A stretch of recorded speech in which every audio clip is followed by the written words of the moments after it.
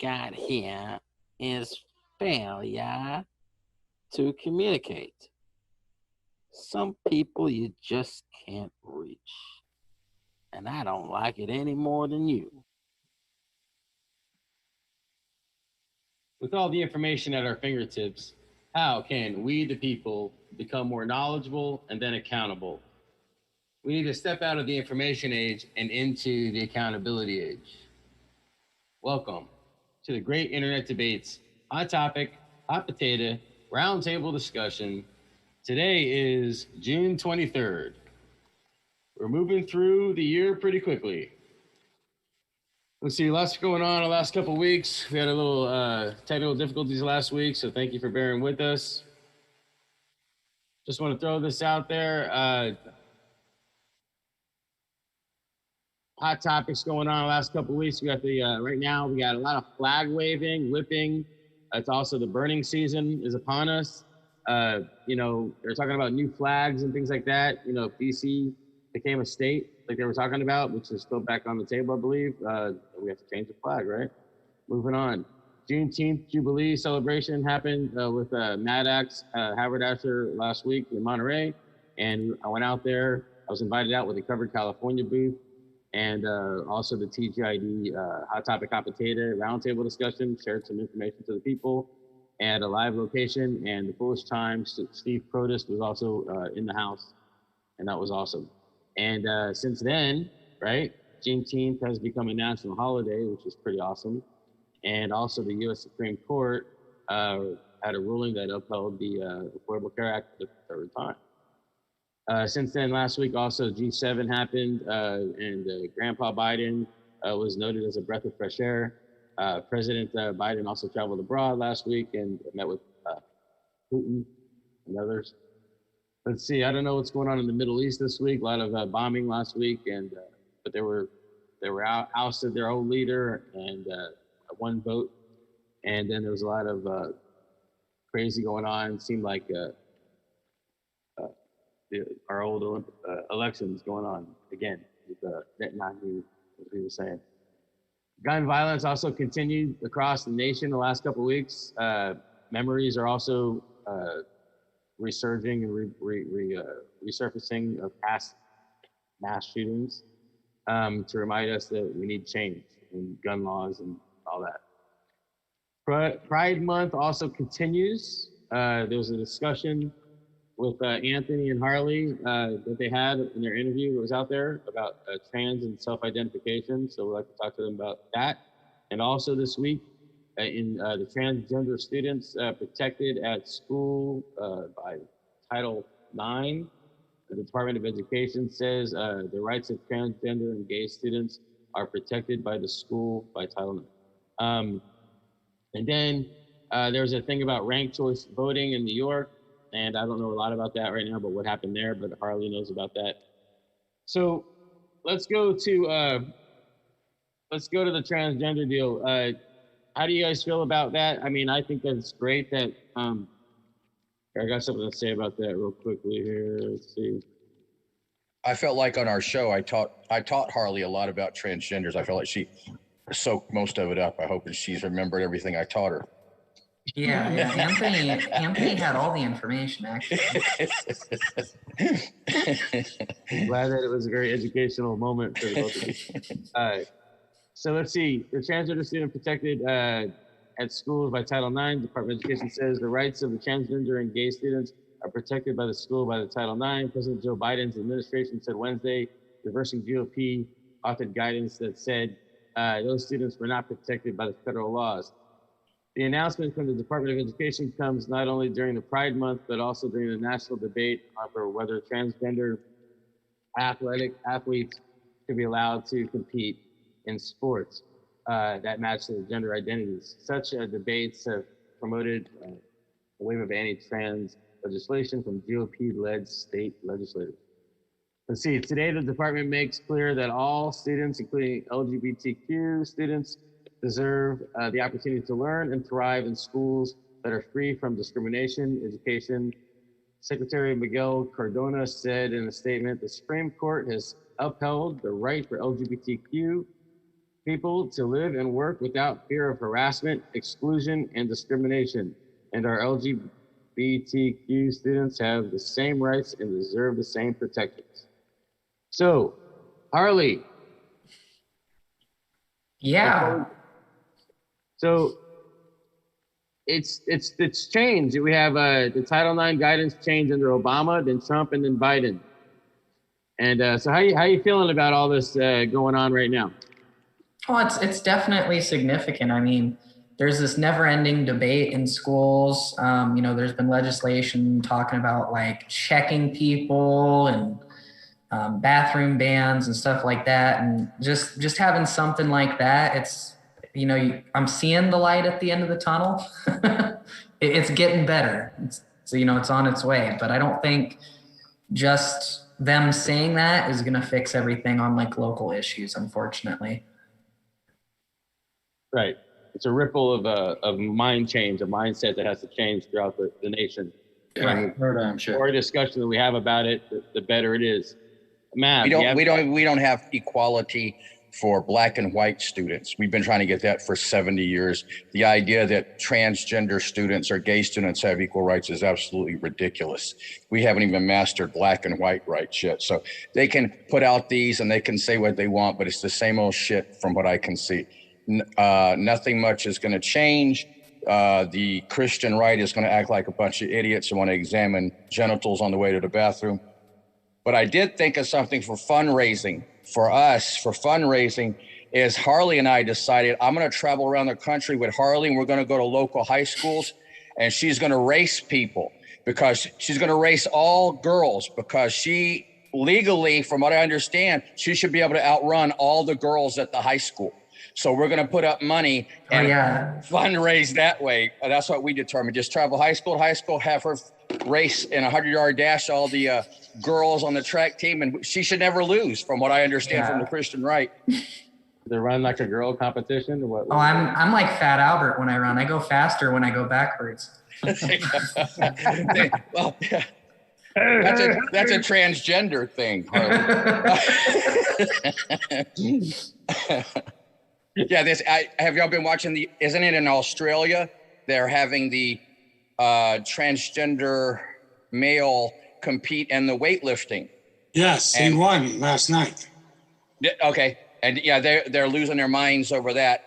Some of the people are losing their minds over that. And clearly it's against God's will and wishes. So I don't know what we do. If we're going to have to burn the transgenders or throw them in water and see if they float or what, but we're going to have to do something. We're witches. That's right, exactly. You're going out there stealing all these shitty trophies from all these shitty female athletes. Jesus Christ, what's wrong with you? Levels. Let's do this. All right. So, Mav, what's going on there with you? Do you have anything to say about the LGBTQ guidance? I mean, I would have appreciated this a year ago. A year ago, I was in a conservative college that was a Christian college, and I had a incident with a student that, because he was a star athlete, they chose to kick me out of the college instead of dealing with it legally. Well, because I went to Title IX. And Title IX said we can't do anything because you're trans. So, it's your fault. You shouldn't have. No, that you're right. So, because Title IX was the whole. They were told by the dean to go to Title IX, and Title IX was not covering them at that time. So yeah. So they kicked Mav out to allow a male athlete to attend the college. He was. Do you want to talk about it? I don't know if I could say that on the show. It was a sexual assault type incident. So it was that the way colleges are with athletes. So yeah, it was pretty nasty. It was, or just men in general. Men never sexually assault anyone. You're always asking for it. Women, transgenders, gays, you're always asking for it. It's never the man's fault. Yep. Many colleges are run like big business, so you can expect that kind of behavior. Yeah. Exactly. So The former president, Barack Obama's administration made clear in schools in 2016 that Title IX, a 1972 law prohibiting sex-based discrimination in schools, protecting transgender students. In 2017, the Trump administration rescinded the Obama-era guidance that spelled out schools' legal responsibilities. The Trump administration also threatened to withhold federal funding from the schools that allowed transgender students to participate in school sports. Trump's Secretary of Education, Betsy DeVos, you remember her, also suggested that the Office of Civil Rights, a branch of the Department of Education, would not investigate discrimination complaints from transgender students, like what you're just talking about. So none of those actions changed the law, but they created a lot of confusion, like you were mentioning.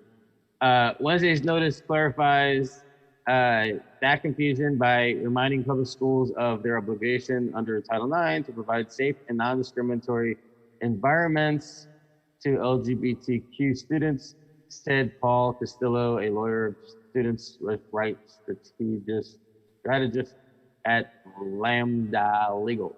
A civil but you know what they're going to say, as you just read it? It's the Title IX it prohibits sex-based discrimination. It does not prohibit gender-based discrimination. And that's how they're going to play this on the right. They're going to say, we're not discriminating because of the person's sex. We're discriminating because of the person's gender. Remember, we discussed this, Harley, the difference between sex and gender. They're going to split that hair. Watch and see. Yeah, as soon as it becomes convenient, optically, they will start saying it that way. Well, why don't they bring that to the attention of somebody before the arguments even begin, saying, hey, by the way, do not throw this at us when we're halfway down the road. It's true. And I don't know why people haven't decided to amend that. Because and maybe it has, I'm not sure, but I know that like at school events, they do mention gender and say that it's not discriminated against. But I don't know if that's actually written into the law. Yeah, because you said it was a law written in 72. So that was before transgenders were invented. So I'm sure it wasn't in the 72 law. So yeah, they do need to change it because that leaves it wide open for them to say that, that it's born as male or female? Those I'm going to look it up. Yeah, those terms we were looking at. So that's what they're going to do. I mean, if I was on their side, that's what I'd do. I'd say we're not discriminating based on sex. We're discriminating based on gender. And I think that would fly for a while. You'd have to fight it in court. So. Arvin, anything to say? No, just listening. All right. So I'm really happy about the news that we're having in the world today. There's not really a lot of bad news, I don't feel, unless you guys have anything different to say about that. I mean, there is a lot of bad news out there, to say. As far as our country goes and our government and everything, it's like there's not a lot of bubbling bad news coming out of the government that I'm paying attention to. So when it comes to, it's the same news. The Republicans don't want a progressive America. They want to keep America backwards. They don't want to fix the roads and bridges, and that's why a bridge fell down today and killed a couple of people. Because the Republicans, they don't want to spend any money, and yet they're the ones who spent money. Because when Bush took office, we had a surplus. Bush took us into Iraq, and when Bush left office, we were $8 trillion in debt.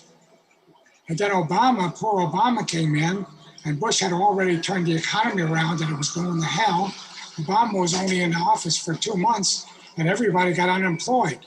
And he wasn't smart enough to get those people to help restore the bridges and schools and everything else. He just gave them about 2 years of unemployment. And when he left office, he started getting everything turned around. But he left office, we were $16 trillion in debt. And then Trumpy came in and said that he was responsible for getting the economy going. And when he left office, the economy was shit again. But he increased the debt from 16 trillion to like 26 trillion. And that's the Republicans. Right. They've increased Very the debt. interesting. Now, who's going to pay off this debt? Who do you think the government is? You guys. You're the government. And you guys are going to have to come up with about $30 trillion. Where the hell is that money coming from? Well, and the Republicans won't let them do 15% tax across the line. They don't want that. I'm paying my part in Bitcoin, so I'm not worried about it. I was just going to say it's so funny how it seems that conservative candidates run on the fact that they're very good, economically, and then it seems the pattern is they don't know a damn thing and they run us into the ground. So yeah, I've been watching that for 30 or 40 years. The other thing I'm on board with Marvin. Not only they're not for progressing, I always thought this was an empty threat, but it is clear that the Republicans don't want democracy. When you start suppressing the vote, which is the absolute basic fundamental of democracy, right? Is that I remember in my lifetime, it was let's get out the vote. Let's get everyone to vote. It was a big push 20 years ago to let's get everyone to vote. The Republicans are genuinely saying, we don't want people to vote. And if you were trying to stop people from voting, you were against democracy. So I actually think these asses are actually going to try to stop democracy. And that's okay with the idiots right now because the white idiots are for that. But it's not okay with them 30 years down the line when once we don't have democracy, they decide we don't want the white, uneducated, poor people voting. Then they'll be pissed. But right now they think they're on the same team. They're not, but they'll find out 30 years from now when they can't vote unless you make over $250,000 a year. Yeah. I don't know if it's going to take that long. I think that the Roman Empire had troops all over the known world back then. And where's the Roman Empire now? In the history books. I think that the United States of America, probably in less than 10 years, we might be in the history books. And the other thing I want to bring up is that, United States, they keep talking about promoting peace in the world. But that's all talk. The number one export of the United States is munitions. Yeah. It's all talk. And who owns the stock in most of those munition companies or tank companies or et cetera? Probably most of the Republicans. Yeah. And they don't want to promote peace. But you guys throw the term around democracy. We live in an oligarchy. It's not a democracy. That's right. It never has been. Never. Isn't that amazing? I didn't know that term till probably 20 years ago. Never heard it in school. Never taught that term in school. All I heard was democracy. And then when I started hearing these terms, looking them up, I'm like, oh, hell no. Yeah. We have never been a democracy. Yeah, never. It's not even that. It's just we have rampant corporatism and all that lobbying. Well, Anthony, remember the budgets we learned about? If we don't spend $700 billion in fiscal year October, we won't get it for the following year. Yes. We have to piss money away uselessly. That's right. Yeah. Wastefully. It's sad. When I was in the military as a therapist when I first started at 19 years old, and I thought, well, healthcare will be perfect in the military because there's no incentive money-wise. You'll get people what they need, and people that don't need it won't get it. And then exactly what you're saying, I happen to be in Wilford Hall, which had the director of all therapy for the military in that office. And she got on to me because I would discharge people. I'm like, well, there's no reason to keep them. They don't need anymore. No, there's a reason to keep them. We need to keep our numbers up. So when we come up for budget next time, and I was like, so we do have an incentive to treat people that don't need treatment, even in the military, because we got to get those budget dollars next time. Oh, you remember the $600 toilet seats? You remember that, Dan? Yes. That was like in the 80s. Yes, the $800 hammer. Oh, it was, absolutely. Yeah, absolutely. I remember. So yeah, it was all a lie even then. I remember at 19, 20 learning that. I was like, this is, and I was a military dependent, had cancer as a kid. They dropped a scalpel in me and burst my lung. Guess what? You can't sue a military doctor for malpractice if you're active duty. Yeah. So they got it made. Oh my God. We're expendable assets. That's right. Even your kids. So what do you guys know about the infrastructure bill and how it's gaining bipartisan Well, like Marvin just said, a bridge collapse. So infrastructure needs attention immediately, if not sooner. Yeah. You know? Isn't the statistic that we have like the worst bridges basically of like all the big like countries? I don't know what the those suspension bridges in New York City are 80 years old, maybe older. Yeah. Right. Yeah. It's like we have more Class D bridges than like any of the other big countries in the world. So, and I know part of the problem with the infrastructure bill, I've been trying to understand this, is the definition of infrastructure has changed from 50 years ago. It's not just roads and bridges. Now it's Wi-Fi, it's other things. But I think JR said this last time, and I'm a big proponent of this. Instead of sending our troops to war, let's teach our troops to stay here in America and rebuild bridges and roads and do that type of thing, IT, that type of thing. That way, when they get out of the military, they can actually get a job. Because my brother was a tank driver in the military. He couldn't find a job tank driving as a civilian. Imagine that. So it's funny. That's the same line that Rambo said. He goes, I could fly a gunship, I could drive a tank, and I get out and I can't even get a job parking fucking cars. That's right. You know? Exactly. Can't drive a bus because you have no experience driving a bus. Exactly. But I think it was you and I, wasn't it? We were talking about that, and me and the colonel. Let's use our military to help our country rebuild. We could change to solar. We could go green. We could rebuild the bridges and the streets. We could do all of this stuff, high-speed rail, with our military people, and they would leave the military with skills they could use. Just like my dad did. He was military for 20 years. The next day he was a civil servant doing the same job as a GS, whatever. They leave the military, they go right into a job. That's perfect for everybody, isn't it? Exactly. Unfortunately, military is a tool of politics. Yes. And it's utilized in such an evil way that the media gets involved, and then lies are thrown around, and then you don't know what's going on. You don't know what you've got. Right. You know, they're all talking about the nuclear this and the nuclear that, and they're worried about Iran, and they're worried about North Korea and all these things. I want to tell you something. If one of these countries pushes a button, we're all going to be dead. Because everybody else is going to push the button, and the whole world will explode. That's how it's all going to end. So the idiot that pushes the first button is going to be dead along with everybody else. So it's really crazy what the hell is going on. Yeah, the suicide mission. Exactly. All right, hold on. Harley, you had your hand up there. Very nice. Thank you for being a college student. Thank you. Go ahead. Thank you. So I know we're like way off topic on this, but I do find it very interesting bringing up that the military could be doing these things. Because construction, I mean, like basic infrastructure kind of stuff, I mean, surely there's some overlap with the people who are in the military and they know how to do that stuff. Oh, absolutely. Absolutely. So my question is, okay, we can have all these people on reserve and they're not doing anything, or they could be doing this infrastructure stuff, and now your money is going towards something that's good, right? And people are like, oh, well, yeah, don't defund the military because that's people's jobs. So fine, don't, but give them something to do. Right.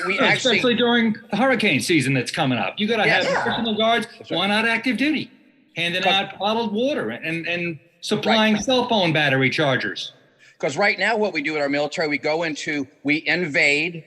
And we occupy. Yeah, we invade an innocent country. We bomb the shit out of them. And then they rebuild that country. They don't rebuild our country. No, exactly. They rebuild those countries. So we're already rebuilding stuff. The other thing, I wanted to say something what Marvin said, is we're just waiting for one of those idiots to push the button. The only idiot to ever push the button was the United States of America. Yeah. The idea that the idea that we tell other countries they can't have a weapon of mass destruction when we are the only ones to use it is absolutely ridiculous. These countries have a right to defend themselves. And as you see, the United States never goes to war with a country with a nuclear weapon. We only pick on little countries that have pea shooters that we can kick their ass. We invaded the Falklands, Grenada, Vietnam. Okay, we're full of shit. We're the only one to push the button and kill civilians in Nagasaki and Hiroshima. No one else has done that but us. Yeah, we made that rule up after we dropped the bombs, though, right, Anthony? Exactly. Who had their hand up? I forget. Marvin? Yeah. You know, the other thing is that we have all these people in jail, in prison. You know, from what I understand, it's costing us, the taxpayer, $40,000 a year per inmate, right? Right. Well, I think we need to go back to the old chain gang and get those guys out and let them rebuild the roads and the bridges and all these things, because we're paying $40,000 a year. When I was in the hospital a couple of weeks ago, when I was back in the hospital a couple of weeks ago on May 30th, and I was walking the floor on June 1st, I think, and there was 2 guards watching this prisoner. They all chained up, and the prisoner was probably my age, you know.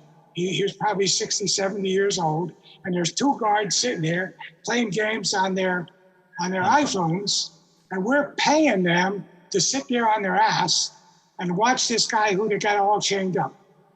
It doesn't make any sense. Yeah, And it goes on all the time. I did 10 and a half months in federal prison, so I'll address this. Before I was sentenced, and it was years from getting charged to sentence, I told them it cost $35,000 to keep me there for 10 and a half months. How about this? I'm a therapist and a counselor. I've been doing this 20 years. Send me to the inner city, put me up in the shittiest apartment, and let me do what I do for free during those 10 and a half months. Let me contribute to society and a community benefit than to send me to a federal prison where I spent 6 hours a day cutting grass on a military base. I got paid 17 cents an hour. The person that put me out there got paid $12 an hour.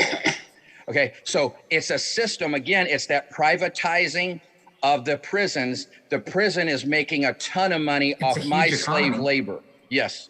So we could easily, especially nonviolent criminals, which are the vast majority of criminals, could easily be put to work doing something productive for society. Right. Even cleaning the roads. Anything. That's exactly right. Cleaning toilets, whatever the hell. Picking fruit would be a great job. Maybe it would be a deterrent for them to commit crimes in the future. If I'd had to pick fruit for 10 months, I might not be a criminal anymore. Yeah. No, but I do think this all ties good with the infrastructure. Having people go out and like work on roads and stuff and work on, the railroads even. That's something that nobody talks about. It's falling apart. There's no reason why you can't have these people go out and do that. I'd go out and do that. If it paid decent enough, and if I was in prison, sure, I don't really have much of a choice. So we put the highway department out of business. They have their $27 an hour position to stand there, also staring at an iPhone with an orange vest on, waving cars through. You know. Yep. They're all talking to each other. There are 5 or 6 people just standing there talking to each other, and one guy's working. Yeah, exactly. 4 guys getting paid to watch one guy work. Right. Yeah, I think I told y'all in prison. I got there in December, and I was sent out to cut grass in Alabama. It's 20 or 30 degrees. Cut grass every day through December, January, and February, where grass did not grow. We actually put gas in the lawnmower, turned the lawnmower on, and cut grass that was dead for 3 months. Ridiculous. Because the people that used us needed to make their money. And when I was there during Hurricane Katrina, so we couldn't cut grass during Hurricane Katrina. So what they did is they put us in the back of the truck, took us off the prison onto the military base, and we drove around for 6 hours while we sat in the back of the truck because they still got paid if we left the prison. Unbelievable. We didn't do anything. We just sat in the back of the truck. I brought Vogue and Cosmo. We'd take those quizzes, me and the guys. But other than that, we didn't do anything. Wow. That's probably still going on right now then. Oh, yeah, absolutely. Absolutely. Yeah. All about spending that money so you can get it next year, right? You got to spend on something. But, the firefighters that were in prison, they were doing the training for so many years, and they couldn't get a job as a firefighter after they were trained as a firefighter for all those years. And then I think that rule finally changed in California recently. I don't know about the rest of the nation, but that's a positive in regards to rehabilitation. But you see what we did with the military like that. There are a lot of people that were not citizens that joined our military with the promise of becoming a citizen. Yeah. And now their ass is stuck in Mexico. They're not a citizen. Now, I don't know how the hell we got away with that. If you signed on to become a citizen, if you joined, and now they're telling you you can't be a citizen, that should be a lawsuit where they each walk away with $1 million in their pocket. That is absolute bullshit. Take a bullet for this country, but you can't get citizenship? Right. Come on. And I actually have friends in the military. That's how they became citizens. So it was highly upsetting to me. Wow. How does the military allow that to happen? I mean, what department allows that to happen? I have yet to find out, but I'm researching it. I want to know too. It makes no sense to not have that backbone, of our nation there for our people that's signed the dotted line. I agree with you guys. I think that we should have some kind of if the draft comes back, they're talking about the draft, I think, recently, that if the draft comes back, I feel like everybody should at least serve 2.5 years, and they should do some kind of public service. They should do at least a half a year military training, so they can get that into their understanding of what that's all about in case, God forbid, we have to deal with that. And then learn about fixing roads or being in the nursing care or whatever other civil service available, like the Peace Corps or whatever they're going to do. Well, Jay, we live in the digital age. Imagine if they all just became ITs and how effectively positive that would be to have all these guys drafted, and you can be an IT for a year, get out, and then teach IT in a junior college or something, or a high school. So I don't know why you guys been in the military, so I don't know where the mindset changes. How do we change that, shift that gear that the military machine, whatever they call it, that spends all this money? Military industrial complex. That's right. Money that they're getting. Do you know? I mean, I don't even know. Can somebody Google how much money does a government give for defense? $750 billion a year at least. That's right. It's trillions for sure. It's got to be. Yeah. It's. What's a close second? What's a close second as far as in the budget? There's no close second. There's a second, but it's not remotely close. So this is a stupid thing because only less than that 1% of our country serves in the service, and then less than that serves on the front lines, and then all this money is going towards the small percentage of people. It goes to J&S surplus. That's where it goes. Yeah, that's right. Jay, think about this. They buy these F-35 Raptors for $50 million a piece. We're never going to use air-to-air aerial combat with any other country. We're not doing dogfights. That's right. It's all digital. It's drones. It's digital. It's cyber. Right. And here's something, being in the military, if you haven't been in the military, you may not know this, or even if you have, you may not be aware of it, is we can improve by using the military as an infrastructure plan and letting people join the military and know they're going to learn a job skill here in America they can use. Here's what happened to me. I graduated high school, went to a year of college. Then I dropped out of college to join the military. I scored high, so I got to pick what I wanted to pick. I picked occupational therapy. They sent me to occupational therapy school with the Army. I was in the Air Force, but they sent me to school with the Army for 4 months. That transferred as 2 years of college. Okay, when I got out. So when I got out, I had 3 years of college. I went for one more year and I had 2 bachelor's degrees. I went for another year and I had a master's degree. So I have 4 degrees and I've only been to college for 3.5 years because your military basic training counts as physical first aid, PE, first aid. All of that will transfer into actual college. So imagine if you were 19 years old and you joined the military and you learned how to do engineering as an apprentice under an actual engineer, that might be able to count as an associate's degree after 2 years. And now you can go on and get your bachelor's degree. We could raise the level of education, the level of wealth of all these people, which is kind of the goal of the military. Most people join the military to raise their educational level and their wealth level. It really doesn't. A lot of times it did in my case, but in most it doesn't. That would be a way to help everyone. And the military, I gotta go. Federal. Okay, take it easy. Well, just like in Germany, Dad, when we lived there, they had apprenticeships all over the place. And yes. I think you just gave me an idea. We should have the American Apprenticeship Army. Yes, that's great. Something like that. Great. Yes. We should have something like that. All right, because people, here's what people miss about the military. less than 10% are in a combat zone, and less than 10% of those see combat. In the military, you have cooks, you have Unless chefs. seek help, mental. Yeah, that's right. You have every job that's in the outside world, you have in the military. Everyone pictures the military as running up a hill with a weapon. 95% of the military is sitting at a desk or behind a counter. Yep. They're administration. They're doing IT. They're doing cooking. They're doing every other job you see. So it isn't just a combat endeavor. In fact, very little of it is. All right. So that was good. Any closing remarks about that topic? I love that idea. I love that. We got to put up a proposal. That's a great idea. I really think so. Yeah, write a letter to your local congressman. See what he says. I will. I might.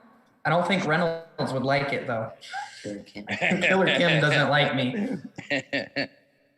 So the LGBTQ community is a small community that makes a big noise. The Jewish people, small community, we make a big noise. The blacks, the Mexicans, the brown, whatever you want to call it, they're a small minority, but they're growing, and they make noise. The noise is being made because civil rights isn't being met in our country. We need to have civil rights in our country so that we have peace on this freaking space, right?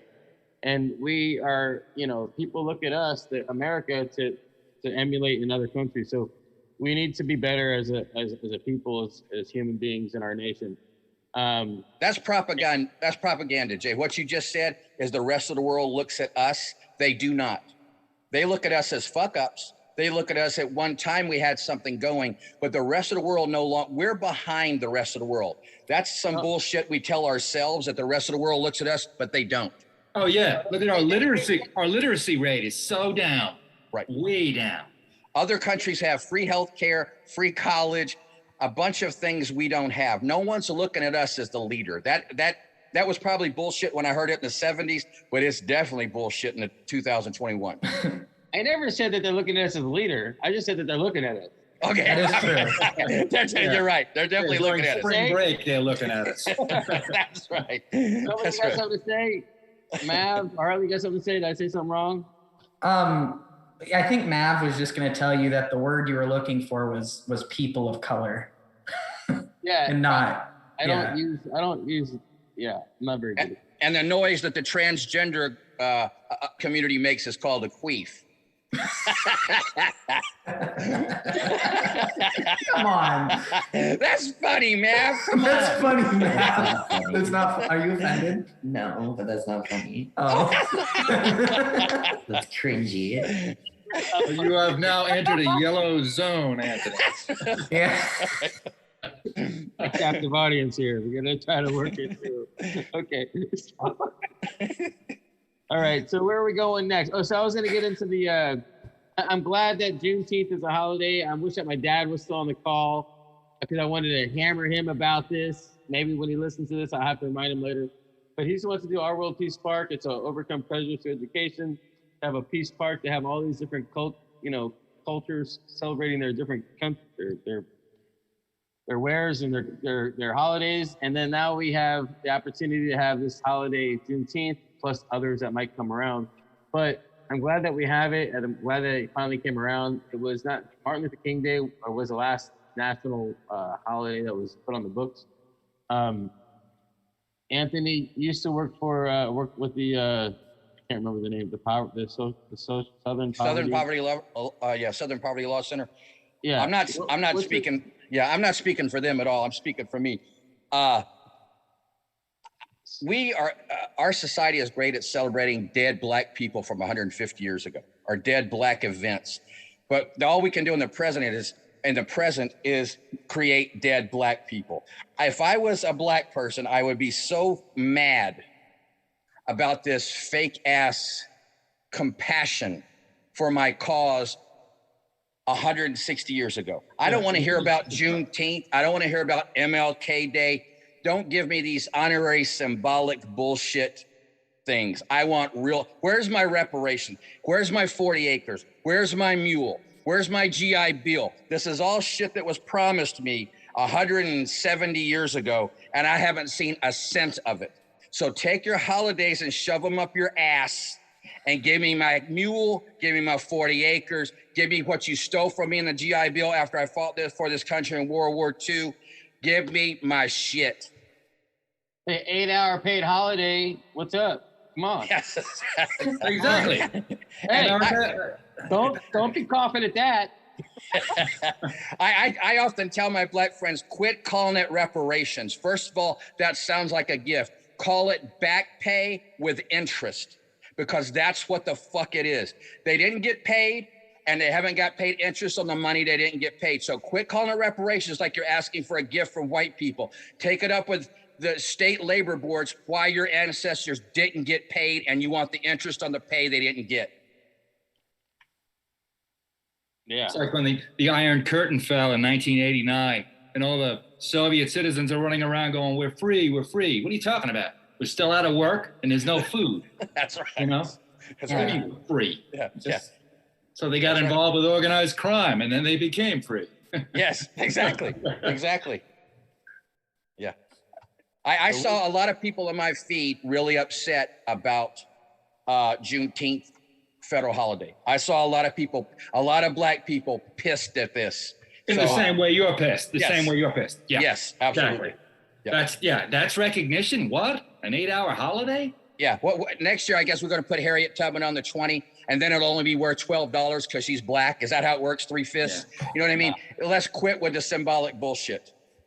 Well, let me see. Next year though. Where's it got to start? It's got to start somewhere, right? So this is a holiday. You got Martin Luther King Day, which we're ignoring civil rights in our country for a long time ever since. But you know, I mean, the idea was to, you know, hey, highlight it, but we keep sweeping under the rug. We love making starts, Yes, but we never like finishing, right? Oh, yeah. Right. Yeah. It's like my relative. Yeah, it's like my relatives joining the gym. They're all excited about the day they join, and then they don't go for a year.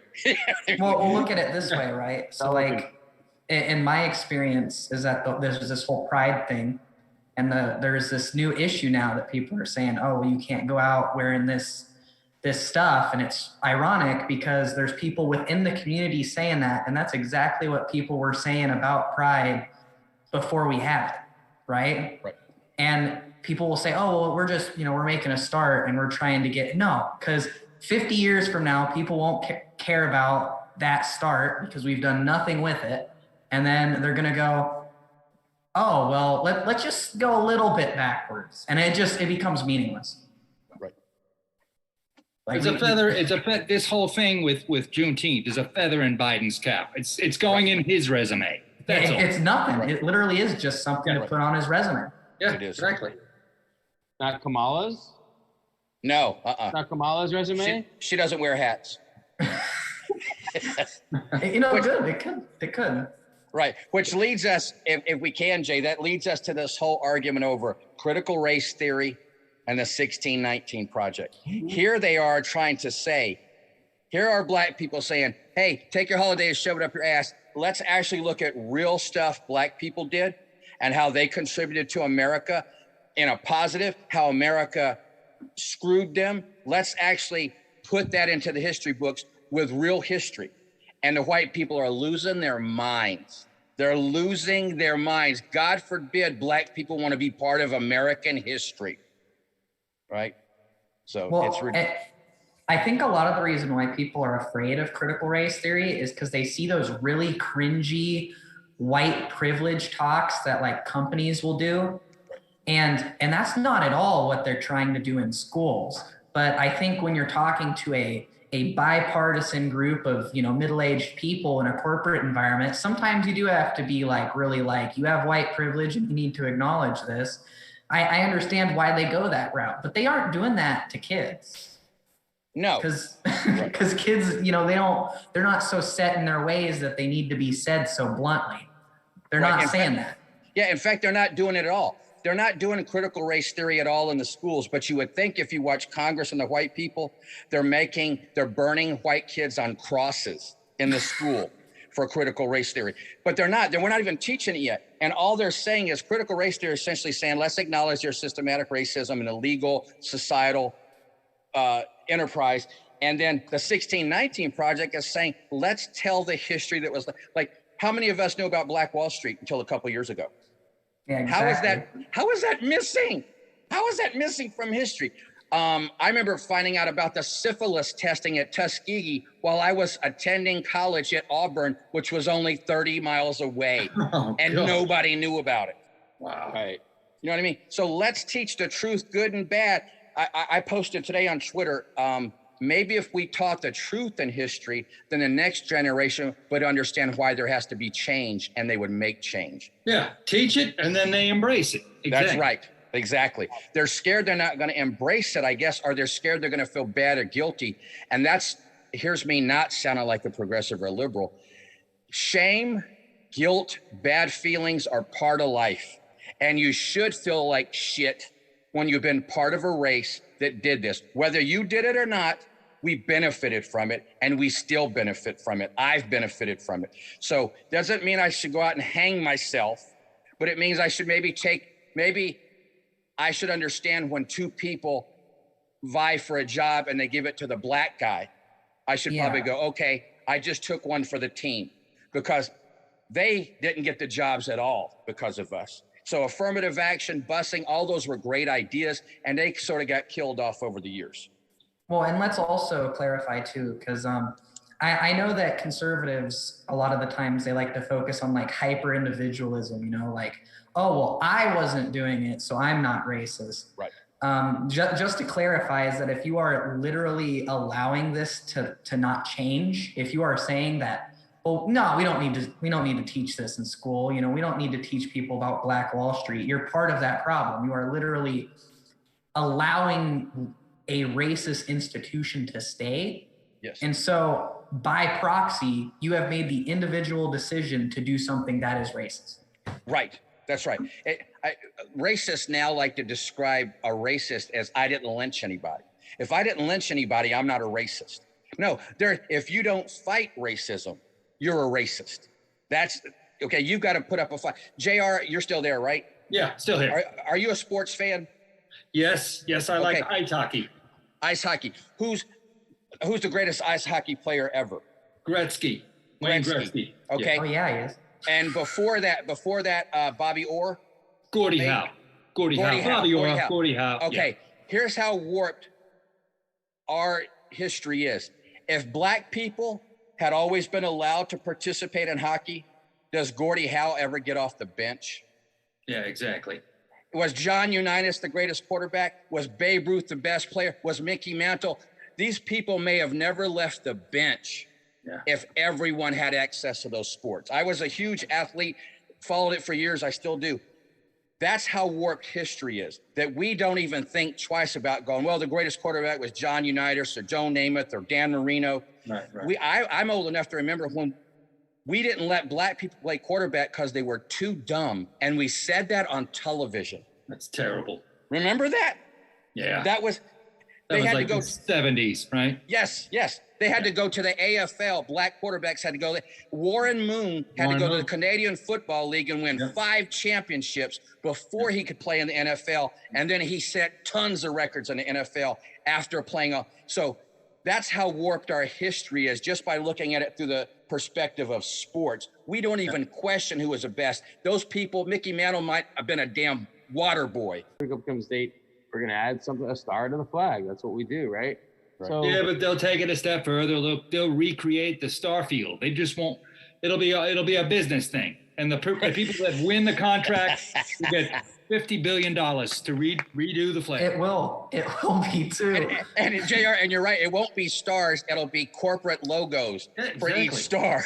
Oh, they'll all become sponsors. That's right. Everyone sponsors the flag. It'll be Coca-Cola and General Mills and. Oh my God! Oh yeah, yeah. All the corporations that run the country. That's and maybe we get rid of the red stripes because that represents blood. I'm all for. Let's redo the flag. Let's have a fresh start. Let's start all over, because that flag flew over all of these atrocities in our country. It flew over a lot of great things, but it flew over a lot of atrocities. Isn't it time we change that start all over, make sure Black unemployment is 0. And if we have to put white people on the unemployment line to do that, let's do that. I'm okay with that. Rebrand a bit. Yes. We need to rebrand God to Jesus. He did it. They rebranded God as a friendly Jesus that wasn't murdering everyone. Surely we can pull this off. Yeah, red stood for courage. That's what let's see, somebody, I think Reagan said. And then readiness and to sacrifice. White is for pure intentions and high ideals. And blue is for vigilance and justice. And so white is for white people that run the country, and red it is. And red, psychologically, red makes you violent. The color red makes you violent. Purple calms you. So when I owned the clinics, I put red walls in the weightlifting room. So let's take the red off the flag because it creates violence, and let's take the white off, maybe like a purple and black flag. Right? That would be cool. That would be cool. I mean, let's hear what the conservatives have to say about that. Oh, yeah. The conservatives will say that 1,000,000 years ago, purple was a gay color. That's right. If you put black stripes on the flag, the conservatives will come back with oh, yeah, we whitewash. Well, now you guys are blackwashing. Like, okay, some crap like that. Then math, would it not be fair to now blackwash for 400 years and then see what happens at the end of that? That would be the fair erase thing. white people. I mean, like, I'm not against erasing white people. Let's do it. I'm not. My grandma's an immigrant. She came here when she was my age from Nicaragua. I would not care if white people did not exist. So hey, you're white enough. Okay, calm down. I think our next flag should just be this flag. You know, just a white one. Yeah, just surrender. That's a surrender like Bono from YouTube. That's right. Or that old smiley face from the 60s. That was delightful. I loved that. You know, I like the pirate flag. It's cool. I think our next flag should just have the turd emoji on it, and that represents America. Oh, yeah, the shit emoji. And I mean, I bash America. I think it's fantastic. I live the American dream, but that doesn't mean that I ignore all the shit that was wrong. And JR probably knows this. The older you get and the more you look into history, even the things you thought were wonderful turn out they weren't wonderful, that we had some sort of devious bullshit behind even the good deeds. So it's very upsetting to learn this shit. Oh, when I was in the military, when Clinton was the boss, running the show and lying to the American people and lying to Congress, and I'm serving on an aircraft carrier going, why am I doing this? Right. Yep. Our commander-in-chief is full of shit. Yep. And why am I spending 6 months in the Persian Gulf? What am I doing this for? Yep. You know? Yep. I mean, that makes me think of, I know it's a little bit backtracking, but the idea of Martin Luther King that people celebrate on this paid holiday off. He was not this peaceful person. Like, he was peace. He had the I did have a dream speech, you know, like but there is a side of him where he worked with some, I don't know. Like the Black Panthers? Yeah, the Black Panthers.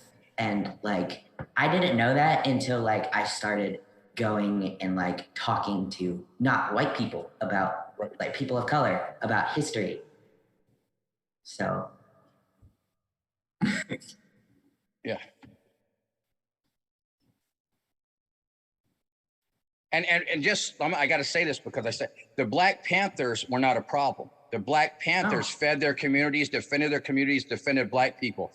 That's why they passed assault weapon bans in California when Reagan was governor, because the blacks decided to arm themselves.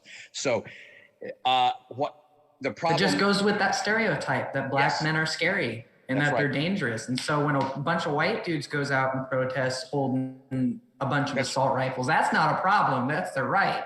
That was a tourist bus that pulled up to the Capitol. Those were tourists. Come on, Harley. Yeah, well, and now, and it's just so stupid. It's like you can't even hide it. Yeah. They. I don't even know what's going on with those folks.